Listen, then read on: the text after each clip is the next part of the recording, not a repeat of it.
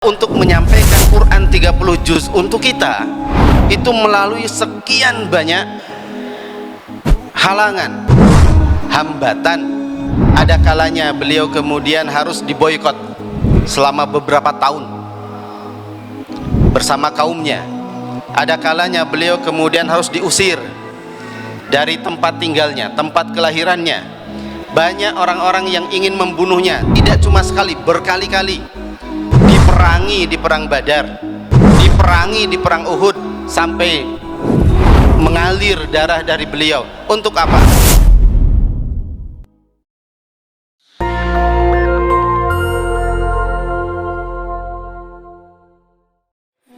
Ada seorang pemuda tampan, digandrungi oleh seluruh kaumnya, hidup di tengah-tengah kabilah yang sangat-sangat mulia, kabilah terbesar. Di masa mudanya dia orang yang paling disegani tapi juga disenangi oleh kabilah tersebut. Dan menjelang akhir masa mudanya dia sering pergi ke tempat yang tinggi. Sampai satu malam tanggal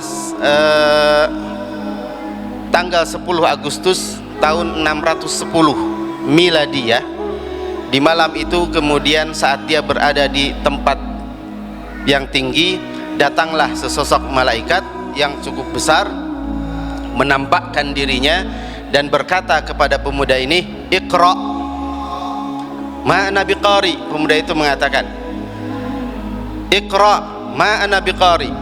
Bacalah, saya nggak bisa baca.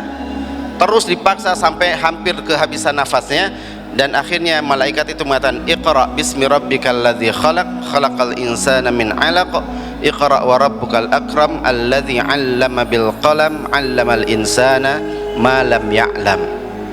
Ya, sosok malaikat tersebut adalah malaikat Jibril alaihi salam, dan pemuda yang tadi kami sebutkan, beliau adalah Rasulullah sallallahu alaihi wasallam.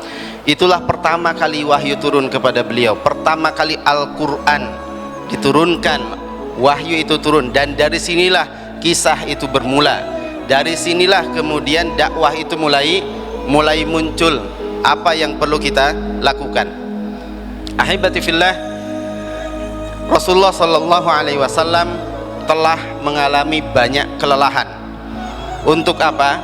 Kelelahan untuk menyampaikan Quran yang diturunkan Allah kepada beliau, agar Quran itu sampai kepada kita hari ini, agar Quran itu sampai terbaca oleh kita, agar Quran itu sampai terpelajari oleh kita. Itu melalui fase yang cukup melelahkan. Dan setelah Quran itu sampai kepada kita, apa yang kemudian kita lakukan hari ini? Aqra'nahu, kita baca Quran itu, au nahmalnahu, au ahmalnahu, atau kita justru malah menyia-nyiakannya, melalaikannya. Coba bayangkan analogi seperti ini.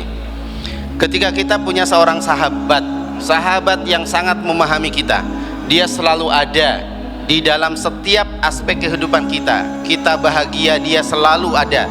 Kita susah senang, dia pun ada bersama kita. Sampai satu kali atau satu hari, sahabat kita yang sangat dekat dengan kita itu membuat sebuah risalah, membuat sebuah catatan, tulisan yang isinya dikhususkan untuk kita, dan isinya adalah untuk kebahagiaan kita.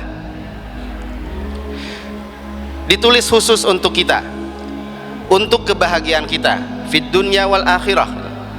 Kemudian ditutuplah risalah ini, pesan ini ditutup, kemudian dicarilah seorang kurir, perantara yang akan menyampaikan pesan ini, surat ini untuk kita.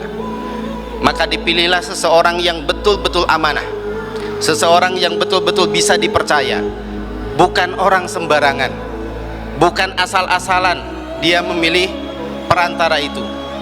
Dia siap untuk mengorbankan nyawanya untuk menyampaikan pesan surat ini kepada kita dari si pengirim. Pesan itu adalah Al-Quranul Karim. Pengirim itu Allah Subhanahu wa ta'ala, perantaranya adalah Rasulullah sallallahu alaihi wasallam. Dan Rasulullah untuk menyampaikan Quran 30 juz untuk kita, itu melalui sekian banyak halangan, hambatan. Ada kalanya beliau kemudian harus diboikot selama beberapa tahun bersama kaumnya. Ada kalanya beliau kemudian harus diusir dari tempat tinggalnya, tempat kelahirannya. Banyak orang-orang yang ingin membunuhnya, tidak cuma sekali, berkali-kali. Diperangi di perang Badar, diperangi di perang Uhud, sampai mengalir darah dari beliau. Untuk apa? Semuanya beliau lakukan untuk menjaga amanah Allah agar Quran sampai kepada kita hari ini. Sekian banyak peperangan, sekian banyak pertempuran, sekian banyak pengorbanan yang diberikan. Keluarga-keluarga beliau bahkan juga terkena dampak fitnah itu. Ada yang diusir, ada yang dibunuh. Sahabat-sahabat beliau juga sama. Tetapi beliau orang yang amanah. Alhamdulillah 23 tahun Rasulullah menjaga Quran ini, menjaga amanah ini, dan selesai tugasnya. Sekarang Rasulullah SAW telah wafat dan Qurannya sudah sampai pada kita, 30 juz. Qurannya sudah ada di hadapan kita, ada di tangan masing-masing kita, baik Quran dalam bentuk mushaf atau Quran yang ada di HP-HP kita. Lengkap semuanya 30 juz. Pertanyaan berikutnya, mau kita apakan Quran itu setelah apa yang dilakukan oleh Rasulullah untuk kita?